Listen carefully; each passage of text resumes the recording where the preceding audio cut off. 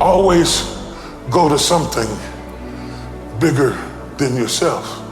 Are you not guilty of immersing yourself into things that were too small to hold your vision?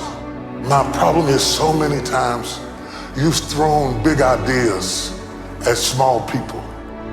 You have to want something so big that it wakes you up in the middle of the night.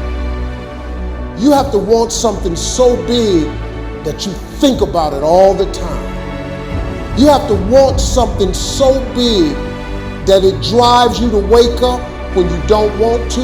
It keeps you up at night when you long been sleepy. It makes you show up, do things you wouldn't normally do. It requires extra. Be calm when things are going well. Be calm. Don't think you're on top of the world in the sense you got to be chill. Just take what's good in your life and move forward cautiously and carefully. Oozing in life is so important. Whether it's getting dumped, getting fired, losing a game, those feelings where things didn't work out your way, that's important because it lets you know this is the bad feeling that comes when it goes wrong, and you improve, and then it makes the good feelings of victory all the better.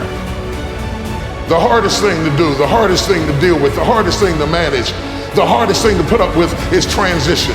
The thing we hate the most is transition.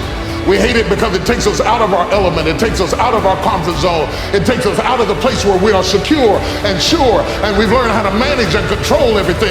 You cannot control everything when you are in transition. The man who loves walking will walk further than the man who loves the destination. And when you love the journey, the goals just happen. You hit milestones as a side effect because it doesn't matter. At that point, I don't care if I can lift this much weight or run this fast. I mean, that's cool, but I don't love it as much as I love the journey. I love the journey. What does the journey consist of? Sucking at something, failing, getting better, learning, start it over, do it again. When you fall in love with the journey, everything else takes care of itself.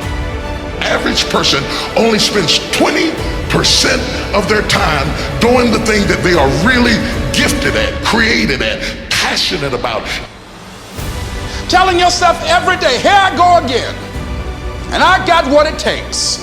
This is my day, and nothing out here is going to stop me. You can do what you put your mind to, and if you continue to put your mind to it, the game opens up new levels.